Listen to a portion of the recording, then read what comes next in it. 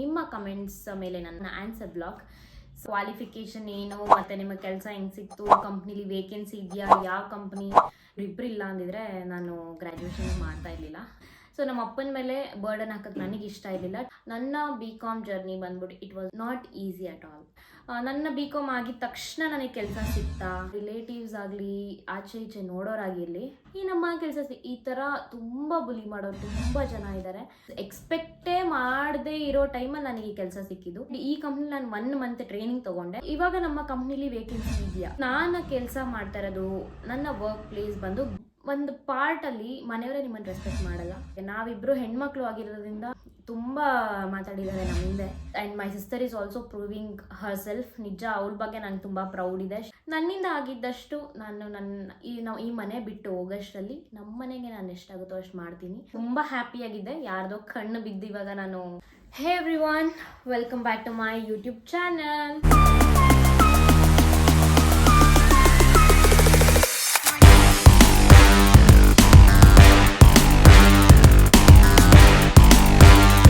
ಈ ವ್ಲಾಗ್ ಏನಂದರೆ upon my comments.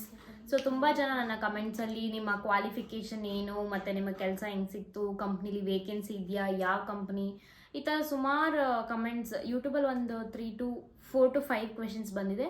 And ಇನ್ಸ್ಟಾಗ್ರಾಮಲ್ಲೂ ತುಂಬ ಜನ DM ಮಾಡ್ತಾ ಇದ್ದೀರಾ. ಸೊ ಅದ್ರ ಬಗ್ಗೆ ಒಂದು ವ್ಲಾಗ್ ಮಾಡೋಣ ಅಂತ ಮಾಡ್ತಾಯಿದ್ದೀನಿ. So coming to my qualification, ನಾನು ಮಾಡಿರೋದು BCom, ಬರೀ ಗ್ರ್ಯಾಜುಯೇಷನ್ ಅಷ್ಟೇ. ಪೋಸ್ಟ್ ಗ್ರ್ಯಾಜುಯೇಷನ್ ನಾನು ಮಾಡಲಿಲ್ಲ. ಕೆಲ್ಸಕ್ಕೆ ಹೋದ್ಮೇಲೆ ಮಾಡೋಣ ಅಂದ್ಕೊಂಡೆ, ಬಟ್ ಅದ್ರ ಕಡೆ ಗಮನ ಹೋಗಲಿಲ್ಲ. ಬಿಕಾಸ್ ಕೆಲ್ಸಕ್ಕೆ ಮುಂಚೆ ನಮ್ಮಪ್ಪ ಆಪ್ಷನ್ಸ್ ಕೊಟ್ಟಿದ್ರು. ನನಗೆ ಕೆಲ್ಸಕ್ಕೆ ಹೋಗೋಕ್ಕೆ ನಮ್ಮ ಮನೇಲಿ ಯಾರೂ ಹೇಳಿಲ್ಲ ಹೋಗು ಅಂತ. ಬಟ್ ನನಗೆ ಹೋಗಲೇಬೇಕಿತ್ತು. ಕಮಿಟ್ಮೆಂಟ್ಸ್ ಅಂತ ಅಲ್ಲ, respect, that is what we want ಅಲ್ವಾ. ಸೊ ನಮ್ಮಪ್ಪ ಹೇಳಿದರು, ನೀನು MBA ಮಾಡಂಗಿದ್ರೆ ಮಾಡು, ಪರವಾಗಿಲ್ಲ ಅಂತ. ಬಟ್ ನನಗೆ ಬೇಡ ಅನಿಸ್ತಿತ್ತು. ಬಿಕಾಸ್ ನನ್ನ ತಂಗಿದ್ದಾಳೆ, ಅವಳನ್ನ ಓದಿಸ್ಬೇಕು. We are not so up to the financial ತುಂಬ ಮೇಲಿಲ್ಲ, ಹಾಗಾದರೆ ತುಂಬ ಕೆಳಗೂ ಇಲ್ಲ. Okay, we are okay. So ನನ್ನ ತಂಗಿ ಸೈನ್ಸ್ ತೊಗೊಂಡಿರೋದು, ಗೊತ್ತಲ್ಲ, ಲಕ್ಷ ಇಡಬೇಕು.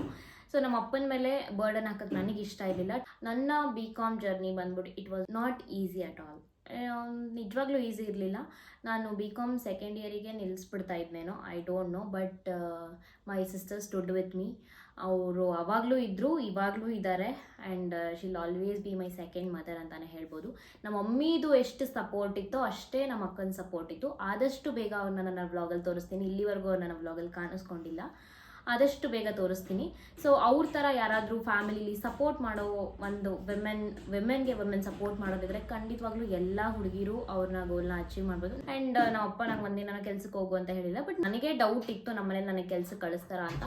ಸೊ ಅಷ್ಟು ಒಂದು 80% ಸಿಕ್ಕಾಬಟ್ಟೆ ಸ್ಟ್ರಿಕ್ಟ್ ಫ್ಯಾಮಿಲಿ ನಮ್ಮದು. ನಾನು BCom ಓದಿರೋದೇ ದೊಡ್ಡದು ಅನ್ಬೋದು, because of my mom and ನಮ್ಮ ಅಕ್ಕ. ಇವರಿಬ್ಬರು ಇಲ್ಲ ಅಂದಿದ್ರೆ ನಾನು ಗ್ರ್ಯಾಜುಯೇಷನ್ನೇ ಮಾಡ್ತಾ ಇರಲಿಲ್ಲ, to be honest. Okay, that's a part. ನನ್ನ BCom ಆಗಿದ ತಕ್ಷಣ ನನಗೆ ಕೆಲಸ ಸಿಗ್ತಾ ಇಲ್ಲ. ಯಾರಿಗೂ ತಕ್ಷಣ ಕೆಲಸ ಸಿಗಲ್ಲ. ಆ ಥರ ಕ್ಯಾಂಪಸಲ್ಲಿ ಸೆಲೆಕ್ಟ್ ಆಗೋರು they are really lucky and their efforts are really good. ನಾನು 6 months ಹುಡುಕ್ತಾ ಇದ್ದೆ ನನ್ನ ಕೆಲಸ.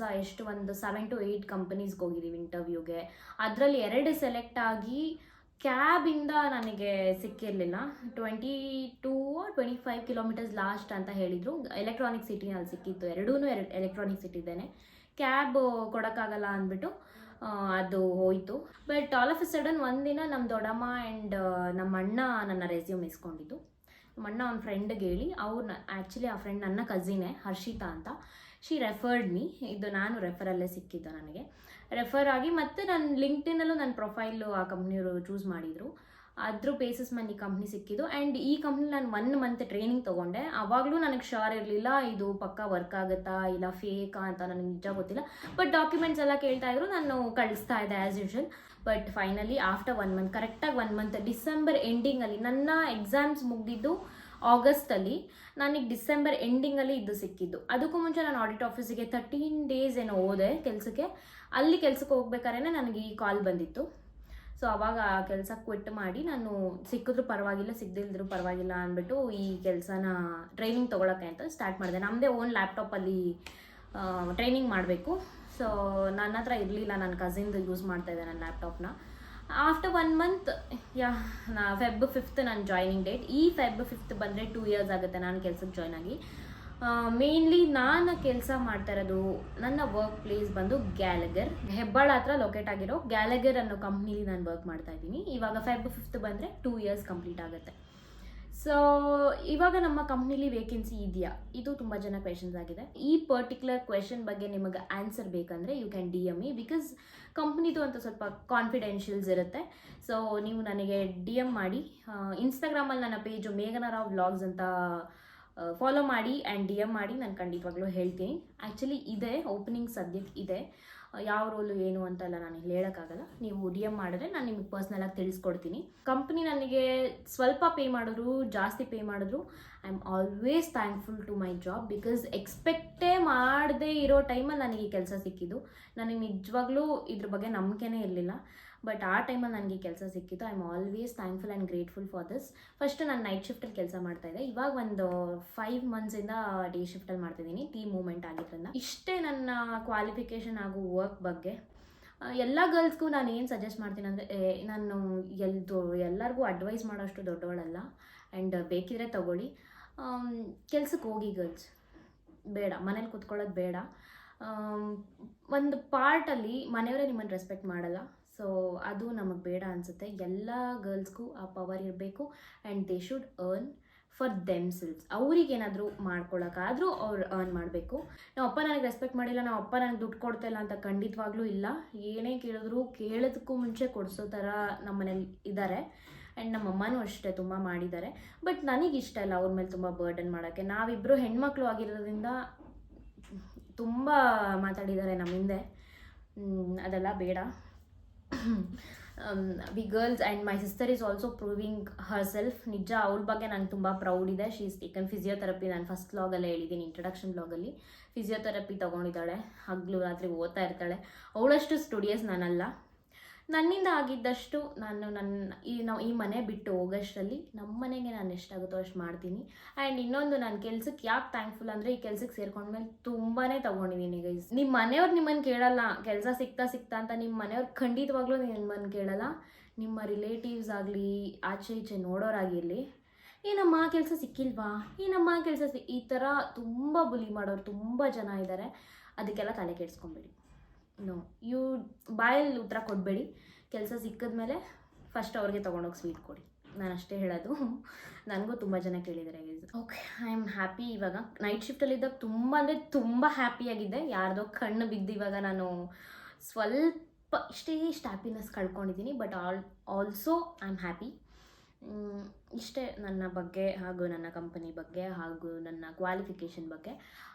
ದಯವಿಟ್ಟು ನಿಮಗೆ ವೇಕೆನ್ಸಿ ಬೇಕಂದರೆ ನನ್ನ ಇನ್ಸ್ಟಾಗ್ರಾಮ್ ಪೇಜ್ ಮೇಘನಾ ರಾವ್ ವ್ಲಾಗ್ಸ್ ಅಂತ ಒಂದು ಪೇಜಲ್ಲಿ ಡೈರೆಕ್ಟ್ ಆಗಿ ಮೆಸೇಜ್ ಮಾಡಿ, DM ಮಾಡಿ, ನಿಮಗೆ ನಾನು ತಿಳಿಸ್ಕೊಡ್ತೀನಿ.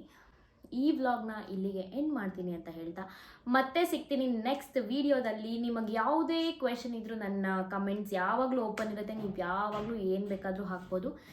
either it is positive or negative. And okay, last but not least, prank video ಮಾಡಿ ಅಂತ ಕೇಳ್ತಾ ಇದ್ದಾರೆ ಗೈಸ್. ನಿಜ ನನಗೆ ಬೇಜಾರಾಗ್ತಿದೆ. ಒಂದು 4 ಕಮೆಂಟ್ ಬಂದಿದ್ದೇನೋ.